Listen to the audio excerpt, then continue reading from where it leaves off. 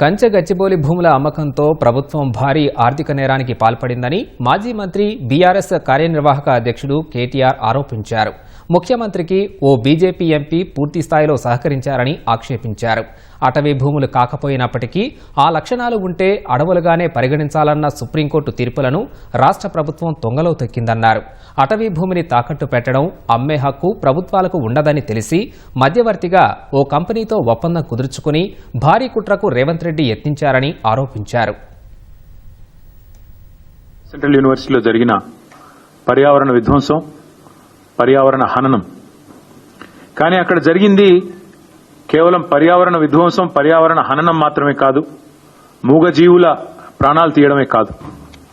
రేవంత్ రెడ్డి గారి ప్రభుత్వం చాలా సక్సెస్ఫుల్ గా ఒక అతిపెద్ద ఫైనాన్షియల్ ఫ్రాడ్ అనే దానికి కూడా మొన్న ఈ సెంట్రల్ యూనివర్సిటీ పక్కన ఉన్న అటవీ భూములు ఏవైతే ఉన్నాయో వాటిల్లో వారు చేయడం జరిగింది. అక్కడ చనిపోయిన 3 జింకల గురించి కానీ, అదేవిధంగా అక్కడ చెట్లు కొట్టేయడం గురించి కానీ, దొంగల్లాగొచ్చి అర్ధరాత్రి అపరాత్రి అని కాకుండా 100 ఎకరాల్లో వారు ఏదైతే దాడి చేసినారో, రక్షించాల్సిన వాళ్ళే భక్షిస్తుంటే సహజంగానే ఆవేదనతో అటు హెచ్సియు విద్యార్థులు కానీ, దేశవ్యాప్తంగా పర్యావరణవేత్తలు కానీ ఉద్యమం చేసినారు. దీని వెనకాల అసలు రేవంత్ రెడ్డి గారు ఇంత హడావుడి, ఇంత హంగామా ఎందుకు చేస్తున్నారు అని మేము ఆరాధిస్తే, దీని వెనకాల దాదాపు 10,000 కోట్లను దోచే ఒక భారీ స్కామ్ కు వారు తెరదీసినట్టుగా మాకు సమాచారం అందింది. ఈ భూమి ఏదైతే ఉన్నదో, ఈ 400 ఎకరాల అడవి భూమి అనే మాట నేను చాలా స్పష్టంగా, అటవీ భూమి అనే మాట పూర్తిగా ఉన్న అవగాహనతో మాట్లాడుతున్నా. అది కూడా చాలా స్పష్టంగా సుప్రీంకోర్టు తీర్పుల ఆధారంగా మాట్లాడుతా ఉన్నాను. ఎందుకంటే నిన్న హరీష్ రావు గారు మీకు చెప్పారు, మీరు చూశారు. సుప్రీంకోర్టు 1996లోనే, అంటే దాదాపు 30 ఏళ్ల కిందటనే స్పష్టమైన తీర్పు ఇచ్చింది.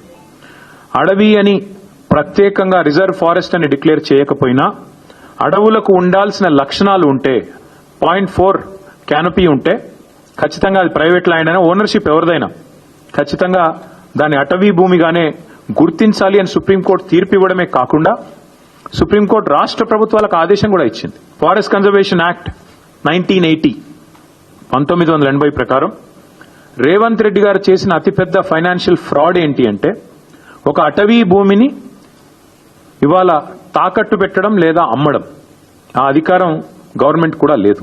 ముఖ్యమంత్రి గారికి ఒక బీజేపీ ఎంపీ పూర్తి స్థాయిలో వెనుక ఉండి సహకరించి ఒక బ్రోకర్ కంపెనీని తీసుకొచ్చారు. ఆ కంపెనీ పేరు trust investment advisers private limited అనే పేరుకు మర్చెంట్ బ్యాంకర్, బట్ చేసేది బ్రోకరేజ్. వారు ఈ కాన్సెప్ట్ వారికి చెప్పారు, మీకు FRBM ను బైపాస్ చేస్తూ మీకు డబ్బులు తెచ్చిస్తాము, మీరు దానికి గాను మాకు డబ్బులు ఇవ్వండి, ఆ తర్వాత మీ ఇష్టం ఉన్న వాళ్ళకు భూములు అమ్ముకోండి. ఇది ఓవరాల్ గా స్కీమ్. దీనిలో అన్ని నిబంధనలు, మొత్తం అన్ని చట్టాలు, నిబంధనలు, సుప్రీంకోర్టు తీర్పులు అన్నింటినీ తుంగలో దొక్కారు. RBI గైడ్ లైన్స్ ను కూడా తుంగలో దొక్కారు.